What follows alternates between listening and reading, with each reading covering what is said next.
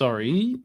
Apparently Twitter, I think, wants us to pay for a premium account before we can go live there anymore. So when I hit It go says we're live, live, I think. we are live, but not on Twitter. So I was just trying to navigate that when I hit live. But here we are. We're back with another week of Record Live. And the world has been gripped with Olympic fever, Zanita. Today, we're going to talk about the Olympics, and we're going to have a debate. Now, we don't often do this on Record Live. We are often on the same page, you and I, Zanita. But we thought, for the sake of doing something a bit different, in the spirit of competition, perhaps, and to go back and forth, we are going to have a debate today. Zanita, representing the Gold Coast, the sunny Gold Coast, the fantastic state of Queensland. In the maroon corner, we've got Zanita, who will be building a case that Christians should think about boycotting the Olympics, or at least should be concerned.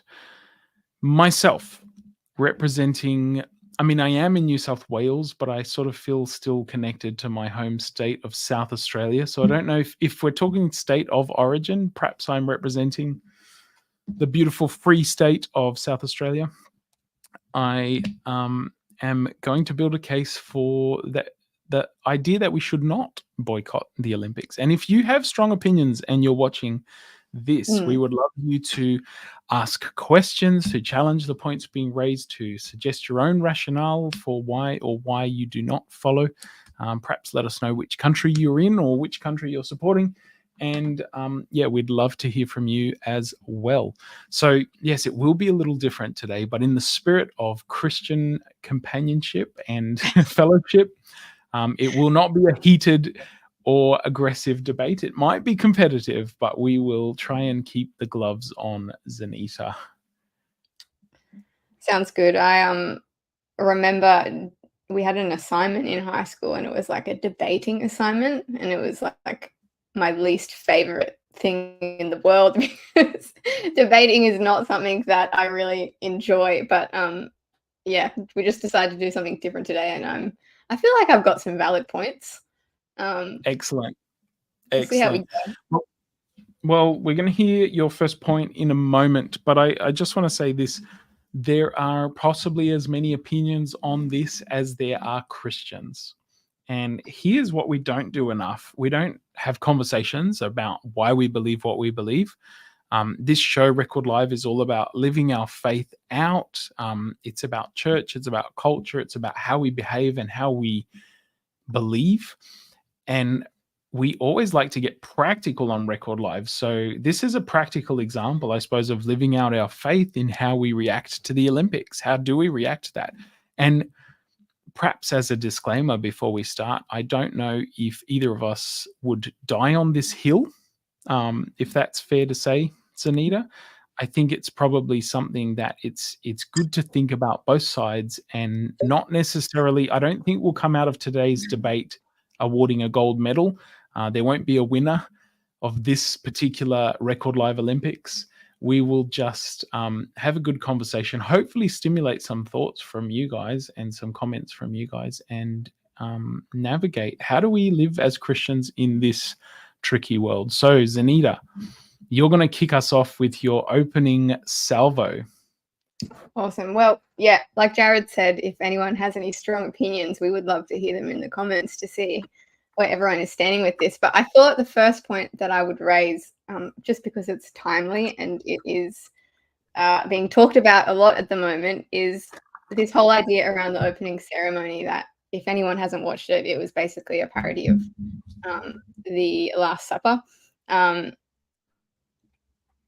there's just been a lot of feedback around that. I think that's why there are a lot of people at the moment saying that they're not supporting the Olympics this year because of it, and that they don't think as Christians we should be, which I find interesting, because the Olympics were never really founded off like Christian bases. Like, I was reading in the National Geographic today that the first Olympics were held in Greece, where people went to worship gods, and people would either fight until someone won or died. So it was like pretty extreme. And so they're not really things that we, I guess, condone in Christianity or stand for in Christianity, but that's how it started. And a lot of people have supported the Olympics, even though that was its kind of foundation.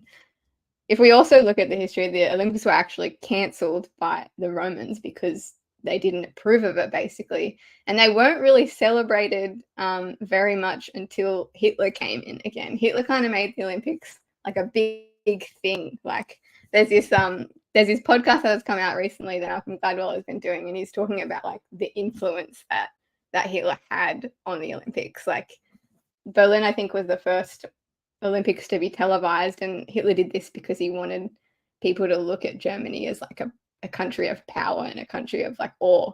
And so, yeah, that was the first Olympics to be televised. It was the first Olympics that had the torch. It was, yeah, there's just heaps of things that came from that, which is actually quite interesting. And there was even a period where like Jews weren't allowed to compete in it. So it's like, if we look at the history of Olympics, I think there's a lot of things in the past that weren't really in line with our Christian beliefs and values, but that hasn't really stopped us in the past. Can I ask a clarifying question, Zanita? Yeah, for sure. So you could draw those arguments to a logical conclusion. You could boycott any sport, potentially. Sport is often associated with alcohol, with gambling, with competition in and of itself. Some Christians feel that competitive spirit is wrong, that going against another person for the sole purpose of defeating them is problematic. Do you care to elaborate?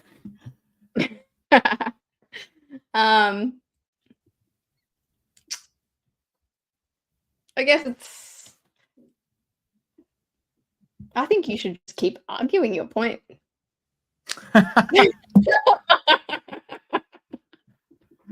I'm asking a question. I'm merely asking a question.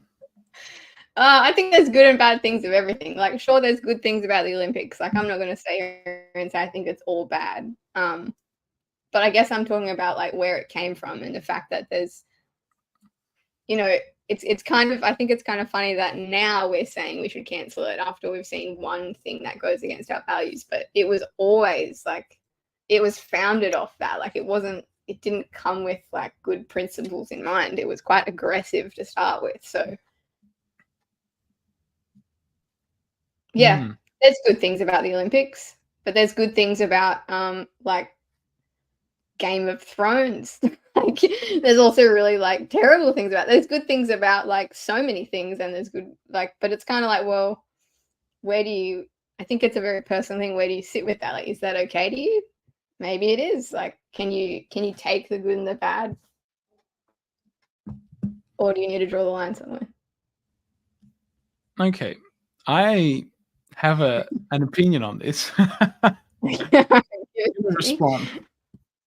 I'm going to skip to my third point, which I was going to present, because I think that's relevant to what you've brought up. Reclaiming or redeeming things that potentially started in disgrace and disgust and tragedy is the Christian MO.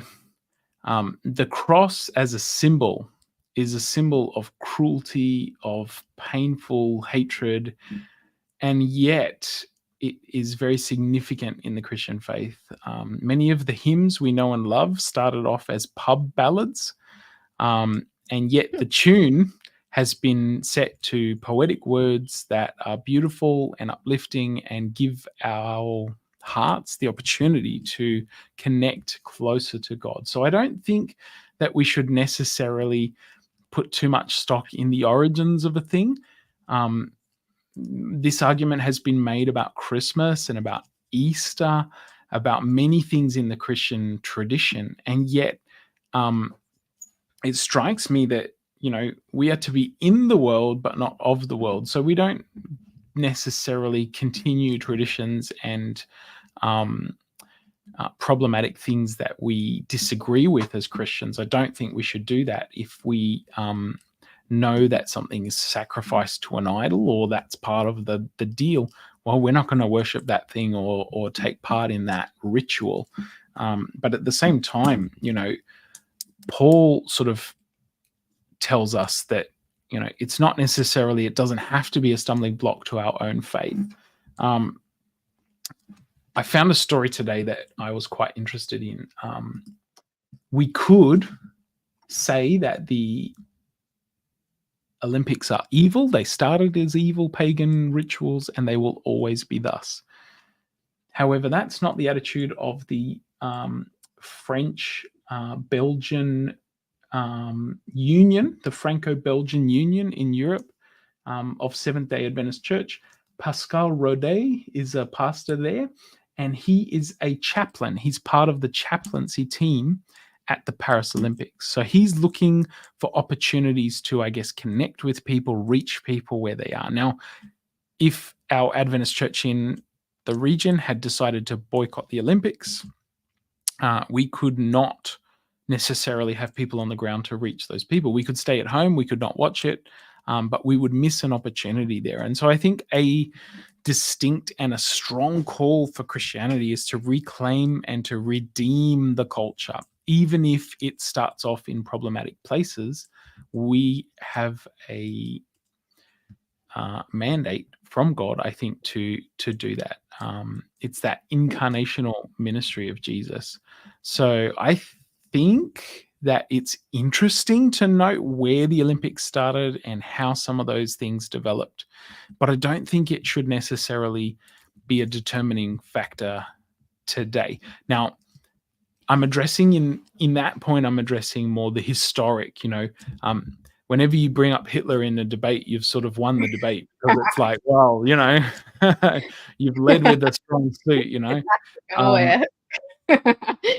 So well done. Kudos to that. But, like, my point is to address that origins story. Like, just because something started badly doesn't mean it has to finish badly. Look at us as humans. Like, we all have sinful natures until Christ changes us, till Christ does his work in us. And so if we write off anything and everything that's sinful, we're going to have trouble connecting with anyone. So I think that would be a point that I would like to make. What I might do you have any questions or response to that?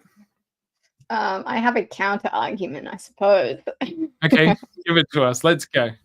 Well, I guess you're kind of considering like the greater good. Like, if we boycott the Olympics, how will we reach the people? Am I right in saying that?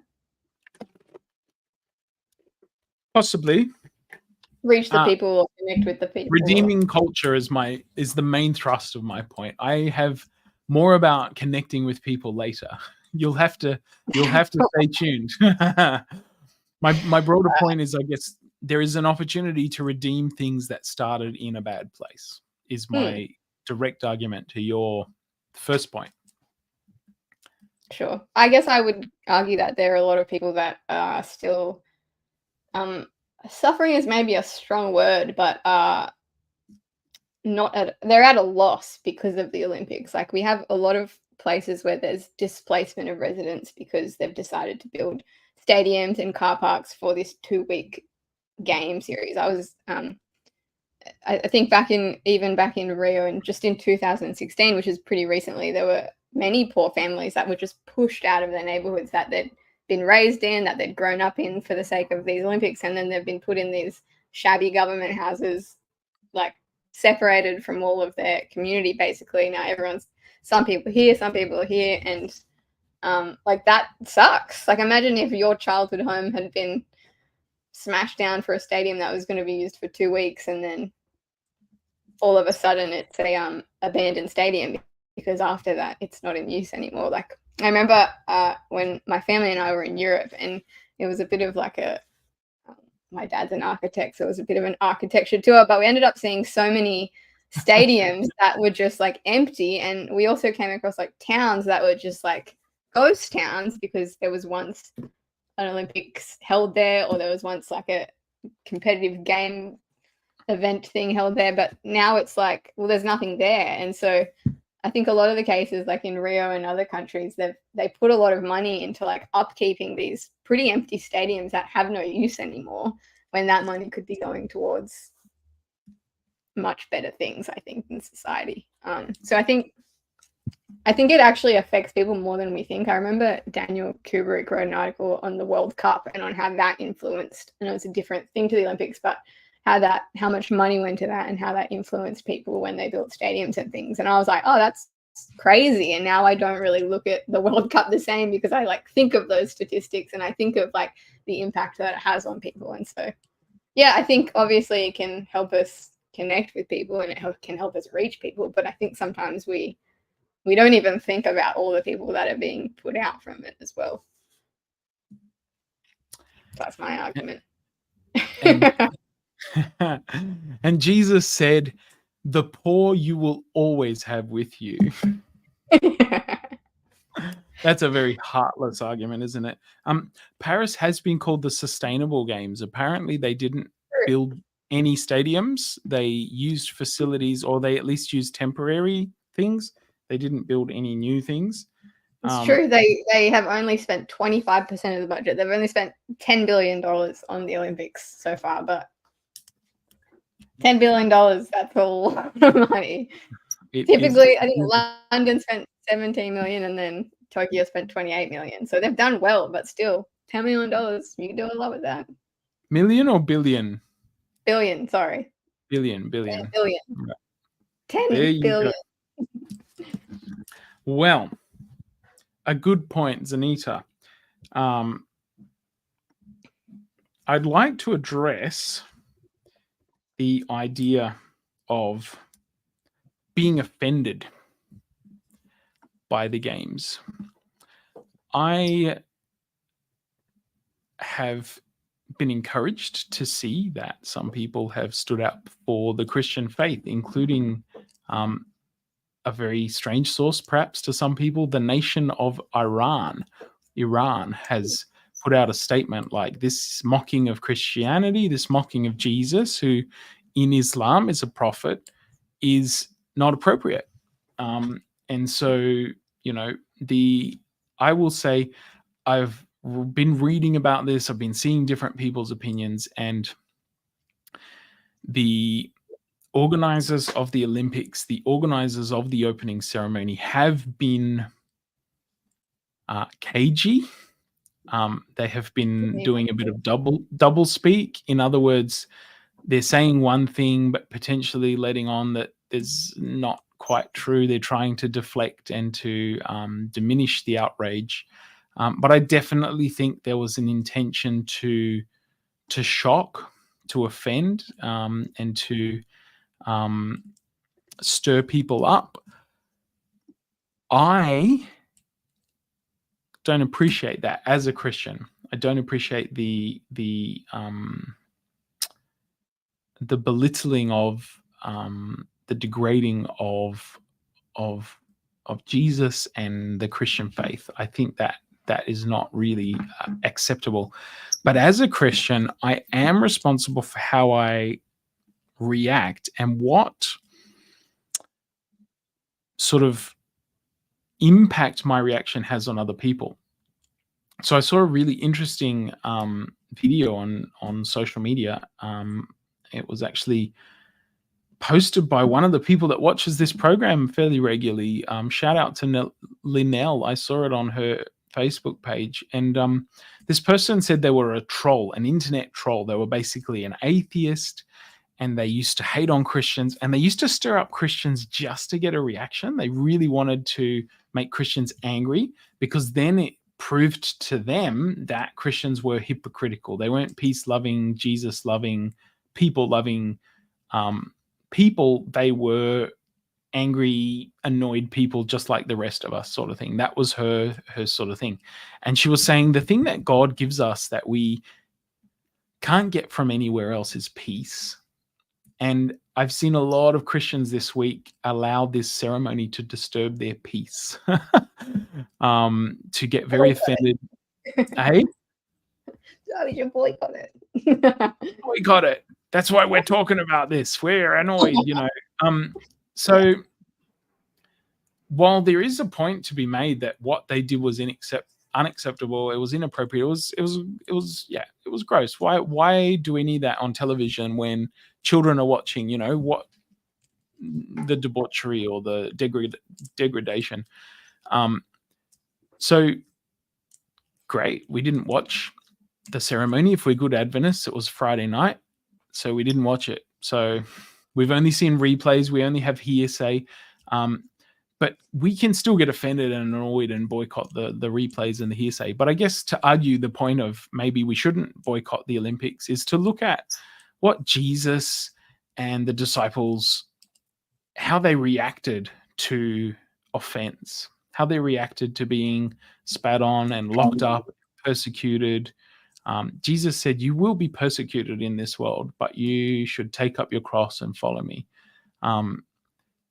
There are examples of Jesus defending others who were unjustly treated, who were falsely accused. The woman caught in adultery, some of the people he healed on Sabbath who were copping some flack for being healed on Sabbath. He found them later in the crowd and he encouraged them. That's how I read some of those stories. He wasn't one to stand by while the poor and the widowed and the downtrodden were abused and degraded. But there is a sense of entitlement that comes with being offended easily, and it's why people get offended easily, because they think they have to stand up and fight on behalf of God. There's a whole movement, I guess, in the evangelical world at the moment about this muscular Christianity, this man's religion. Jesus was a manly man, and we need to be men, and we need to be warriors, and we need to fight back. And there is some of that imagery in the Bible, but it's very much it doesn't square with what Paul says about being submitting to one another, husband and wife, male and female, respecting and loving other people.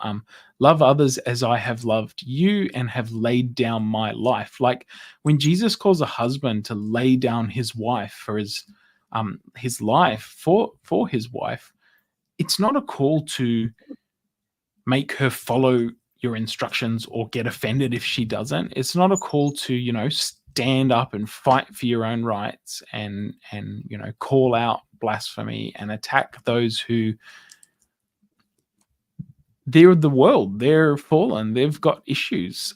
They're going to be sinners. They're going to do things that we don't agree with. But do we have to stand on our soapbox and call it out and be boycotting everything every time that something like that happens? I'm not sure that Jesus had that response, or that we should necessarily. So that's my second point. Maybe we shouldn't become as easily offended by things. Maybe we should take a more Jesus approach. And the Jesus approach would be allowing the Olympics to continue. The Jesus approach would be to allow the Olympics to continue. The Jesus approach would be to find ways to redeem what needs to be redeemed. And to brush the sand off his feet from the people that don't accept him. Let them not accept him. But go to where those people are and find people that will accept him. And that speaks to my earlier point of like us having chaplains at the games, us handing out tracts at the games and caring about the people, the athletes, the village people. If there are no Christian athletes, who's going to reach the peers in the Olympic Village? Who's going to reach out to those who are in that sphere? Because we all choose not to take part in any way. I just think we're leaving people groups unreached that we could reach. Yep, I think it's a valid point. Maybe not convincing to keep the Olympics, but I think it is a valid point, and I probably would agree with you on most of that. My final argument, because we are actually running out of time quite quickly, my final argument is that the Olympics celebrates people who do not have a very good life balance, and who are striving to be the best at something and go to extremes to become the best at something, rather than to pursue careers or lives that, I guess, contribute more meaningfully to society. Like, I think it's awesome to be an Olympian, and it's like, kind of like you were saying, like, there are great things in sportsmanship and in that, like, there are definitely things that we can pull from that and be inspired by, and that's awesome. But I think as a whole, I think we kind of over celebrate some of these people. And it was I actually interviewed an Olympian for Science of the Times recently. So my stance right now might seem contradictory because the article suggests otherwise. So clearly I'm in the grey with this, but it was interesting that she was even saying, like, she commented that the desperation of people to get to the Olympics is something that she's never experienced. And for some people, it's like death row stuff. Like they just get brutal, they get aggressive. And so I think, yeah, it's very easy to be like, oh, look, we're looking at determination and we're looking at consistency and we're looking at this, but we also do see some ugly characteristics in people. And there's a lot that we don't see. Like, I think the television probably doesn't show the negative sides to it, because that wouldn't work in their favor. You'd get more people saying, let's boycott the Olympics, let's boycott sports. But yeah, I think it's probably over glorified, the people in the Olympics, because there's a lot of people that are doing pretty amazing things for the whole of society that we don't really uplift on a podium and give a gold medal to, like we do for someone who was committed to, like, be the best at something for the sake of, I want to be the best in the world. And so that's my argument for that. Thoughts, comments, opinions? Your arguments are very persuasive, Zanita. However, I will say,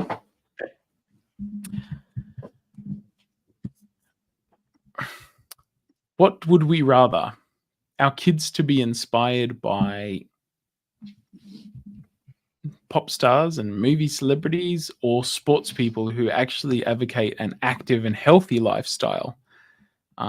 I know a lot of kids get involved in sport because they watch the Olympics, and they may not become addicted or obsessed to training as you know, some of these people do. Yes, maybe we're highlighting the glorification of extreme. It's an extreme body modification. You're working out to an extreme, you're eating to an extreme, you're doing extreme sleep, patterns to make everything peak at the right time to win that gold medal. Is it a little obsessive? Probably. But at the same time, there can be positive messages in the games. I think for myself, my kids, we were watching the gymnastics came on the other night, and my kids got up and started trying to do cartwheels. And now with my 18-month-old, that was difficult. He was just putting his head on the ground, and but he was trying to copy his sister, and she was like, I could do this one day. I said, you'll probably be a bit tall to be a gymnast. She's going to be, quite tall, I think, for a girl. Get them into basketball like daddy. But she was getting up off her seat, and she was jumping, and she was doing cartwheels in the lounge room. And she was, she was seeing people active. She wasn't seeing drama or cartoons or whatever. She was seeing people who are healthy doing, active things. So I think that's a positive thing. For my final sort of point to drive home some of the things I've been saying, but also to just, as we start to wrap up, because the kids are talking about it at school, because society is like so driven by, yes, can be misplaced sense of patriotism and nationalism that can be stirred up at the Olympics, but there can also just be a healthier sense of pride and connectivity. Hey, we're all Australians. We're all excited to get behind our hero athletes who are doing amazing things. Maybe we're New Zealanders. Maybe we're Fijians, getting behind our Fijian Sevens team. Like, there's a sense of bringing it together, and we stand as set apart. We're Christians, we're set apart, we're peculiar people. And so I think we lean into that too much sometimes, and we cut ourselves off from any and every way we have to connect. It's a very culturally relevant thing, the Olympics. Everyone's talking about it. And if we say, oh, I don't watch it, I don't believe in the Olympics, like in personal sharing with a colleague or a neighbor, yeah, maybe we could say that. Maybe we could say, I'm a Christian and I didn't really like the opening ceremony. That really offended me. It was paying out something that I really believe in, that I really need in my life, and yet they had no respect for that. You can share that personally, but you can also know who won the gold for Australia last night, because that's exciting or interesting, or people are getting behind that. There's a connection and cultural moment that we're missing out on if we completely boycott the Olympics. As a man, I find it hard to connect with randoms and strangers, and when I talk to people who aren't Christian and I don't have a lot in common with, one common ground I can often find with them is sport, because I like sport. I know a lot about sport, cricket, football, basketball, you name it. I can probably hold a conversation about it. And so that is helpful to me. That is helpful when I can form a connection and perhaps have a longer conversation that might go on to deeper things, rather than just like, oh, hey, how's it going? Yeah, well, what about that weather? Okay, yep, well, nice to see you. This was awkward, and then I have nothing else to talk about. Whereas the cultural moment that is the Olympics gives us something in common. I would feel that Science article that you mentioned, I feel confident to share that Science magazine with a neighbor or a friend, because I'm like, well, they know the Olympics. They're watching the Olympics. We've got an interview with an Olympian. We've got an interview with someone who's taking part. And I should say, has a Christian faith. We covered a story after the last Olympics about Nicola McDermott, who Ollie Sagers now, after she got married, who really I admired so much for speaking out about her Christian faith on national commercial television. After her interview, she talked about God and Jesus and how that saved her, that helped her, that was something that she went to as part of her motivation for why she jumps. So to see that sort of balance on TV, to see that sort of opportunity for people to share their faith, it's an arena sport where it's very hard to share your faith normally, but in sport, somehow these sports people are starting to do it. You see a lot of the Polynesian players pray together after an NRL game, for example. That to me is a wonderful witness on our television screen. So for me, yes, there is an opportunity to make Christianity something that is a bit acceptable, a bit of a way to connect with people through sport. We can talk about our faith in that arena a little bit more freely. We have a comment here, which is helpful. Linnell has said, perhaps it's not our call, as each situation is relative. A New Zealand athlete today has announced retirement by saying she wants a normal life. Now she's actually in her late 30s. She's corrected, but she's in her late 30s, be able to eat macas and maybe have some children. Are we to judge her life choices given that she used this perhaps as a career choice in one stage of her life when she was able to? Well, that's the thing. You can be a lawyer or a doctor and choose not to have children, or choose to, focus on that and not have a great work-life balance. So I don't think it's related to sport or not to sport. Everyone does their own way. Zanita, I've made some notes. Okay, so we bring this home. How are we making this to practical? End on a practical note? Something that I got from you was that it's good to have a work-life balance. Another thing that I got is good to care for the poor, and to not be taken in or deceived by things behind the scenes, whether it's in history or other things. Hitler was using the games to promote. Are these games being used to promote or propagate any agenda that we should be aware of? That's certainly something we can keep wary of. We should look as Christians for ways to redeem the culture that we are in. We can carry our cross like Jesus did in how we respond to criticism or offense. And also we need to find ways to, we talk about it a bit on Record Live, connect to our community. And can the Olympics be a way that we can do that? So ding, ding, there's the final bell. Who wins the round? I don't know. You decide. If you're watching, you Let our can tell us. audience. My hope is that Jesus wins this round. All glory to God, because that's the reality. We should be, as Christians, looking for ways, wrestling with our faith each and every day, and how we interact with the world around us, and how we interact with major events, how we interact with people who are interested in those events. God cares about each and every one of them, and he cares about us. So I think for me, we've got to put Jesus at the forefront, and making sure that we live out our Christian faith in a way that honors God and loves other people. I think that's where we land this plane. Any final thoughts from you, Zanita?